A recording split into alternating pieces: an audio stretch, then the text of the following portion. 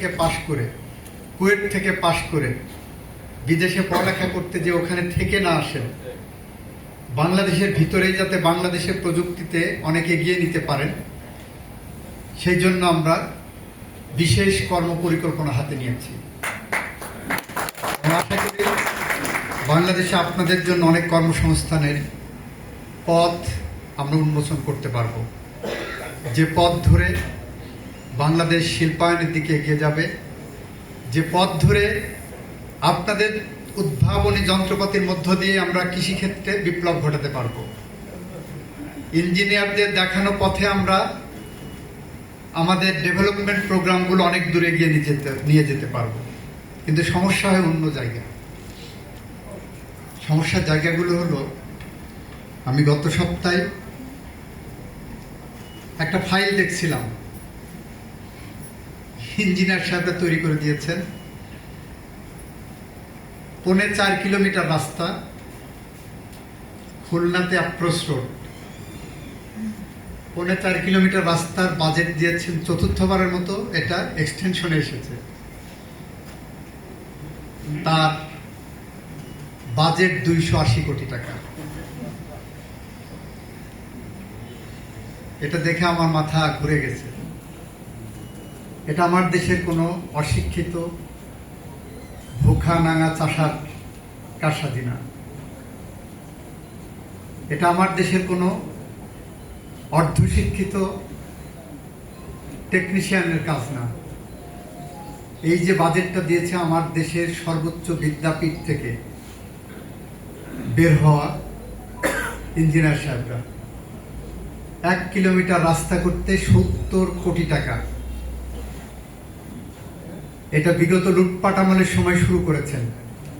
4.5 kilometre রাস্তা তৈরি করার জন্য 2022 সালের প্রজেক্ট, 22 সাল থেকে চলছে। এই সময় যখন আসছে আমাদের সামনে, আমরা তখন বিষয়টা দেখে নিশ্চিতভাবে ধরতে পারেন আমাদের মাননীয় প্রধানমন্ত্রী দুর্নীতিকে যেখানে জিরো টলারেন্স আমরা দিয়েছি, সাথে সাথে উনি বিষয়টাকে ধরেছেন। আমরা আপনাদের কাছে আমাদের প্রত্যাশা থাকবে, রাস্তার জন্য, বিল্ডিং এর জন্য বরাদ্দ আপনারা কতটা সাশ্রয়ী করা সম্ভব সেটার মধ্যে আমাদেরকে রাখেন। কারণ এই টাকা জনগণের টাকা, এই টাকা একজন শ্রমিকের টাকা, একজন রিক্সা চালকের টাকা, একজন মজুরির টাকা, একজন ভ্যান চালকের টাকা, একজন দিনমজুর ভিক্ষুকের টাকাও থাকে। কারণ ভিক্ষুকদের কাছে এখন টেলিফোন থাকে, মোবাইল থাকে। সেই ভিক্ষুক যখন এক মাসে 100 টাকা মোবাইলে কথা বলে খরচ করেন, ওই 100 টাকা থেকে 60 থেকে 70 টাকা জমা হয় রাষ্ট্রীয় কোষাগারে। কারণ ওই মোবাইল কোম্পানি টাকাটা নেয় ভিক্ষুকের কাছ থেকে, ওখান থেকে ভ্যাট, ট্যাক্স, সাপ্লিমেন্টারি ডিউটি সহ বিভিন্ন খাতে ওই 100 টাকার থেকে 60 থেকে 70 টাকা জমা হয় রাষ্ট্রীয় কোষাগারে। ফলে একজন ভিক্ষুকের টাকার থেকে আমার প্রজেক্ট বানিয়ে এত টাকা, একটা প্রজেক্ট বানাতে হবে যেখানে 1 কিলোমিটার রাস্তা তৈরি করতে 70 কোটি টাকা লাগবে। বাংলাদেশে তো এরকম কোনো রাস্তা নাই করার জায়গা। এই জায়গাগুলো আমাদেরকে খুব চিন্তায় ফেলে দেয়।